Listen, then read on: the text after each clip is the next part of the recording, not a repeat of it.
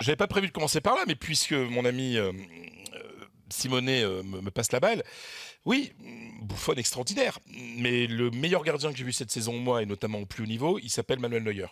Extraordinaire. Ce qu'a fait Manuel Neuer lors des 2 matchs de quart de finale de Ligue des Champions contre le Real, je ne l'ai jamais vu fait par un gardien comme ça. C'était hallucinant. Et Manuel Neuer en a pris 6. Voilà, ça c'est la première réponse que je te donne par rapport à Buffon. Donc tu as beau être le meilleur gardien du monde, je te dis le meilleur parce que je pense que Neuer aujourd'hui est meilleur que Buffon, Bah il oui. en a pris 6. Et je peux te dire qu'il a fait des arrêts hallucinants. Il Bah, est à un avec la niveau même défense top, devant. top. Oui, non mais attends, oui, Ouais, on mais parle du Simonet, gardien. oui, c'est vrai, c'est Non, vrai. on parle du gardien, on va pas Ouais. changer le truc, sinon on fait le truc. Voilà, voilà, donc le gardien, Moi, ok, j'ai ça peut aussi tout faire dit. de choses, mais il y a un moment, le gardien, il peut pas tout faire, même quand il est extraordinaire, extraordinairement préparé, efficace, tout ce que tu veux dans le jeu. Il a sauvé 7 ou 8 occasions, mais hallucinantes, et il en a quand même pris 6. Donc, je ne pense pas que Buffon puisse être un rempart face à la puissance offensive du Real Madrid. Ensuite, il y a une chose voilà, qui est de l'info que j'ai directement, parce que j'ai passé un moment avec Zidane il y a quelques jours, on a parlé de tout ça.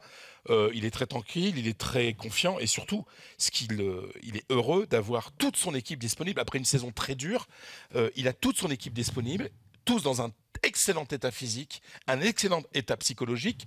Donc, c'est-à-dire qu'il n'y a pas de « oui, mais attention ». Non.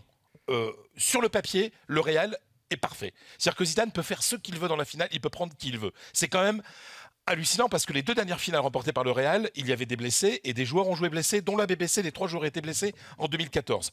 Pepe était blessé en 2014 aussi, certains ont joué sous infiltration, etc. Là, c'est pas du tout le cas. C'est-à-dire qu'il n'y a aucun doute sur aucun joueur, ils sont tous parfaits pour pouvoir jouer. Ça, c'est quand même énorme.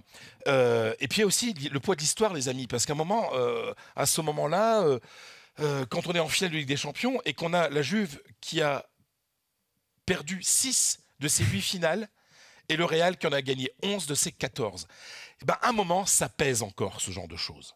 Hein, et le Real, toutes ces dernières finales, ils ont toutes gagné. Voilà, à un moment, quand ça se joue sur des détails, le poids de l'histoire, c'est pas des effets statistiques, hein, c'est le poids de l'histoire et la manière dont les joueurs se sentent avec le maillot qu'ils La portent. culture du club, Fred. La culture du club et le maillot qu'ils portent. Et là, c'est quand même un gros avantage pour le Real Madrid. Et puis, je termine là-dessus. C'était mon jingle. Vous avez le meilleur joueur du monde qui s'appelle Cristiano Ronaldo, qui n'a jamais été aussi fort de sa vie, je dis de sa vie, à ce moment-là de l'année.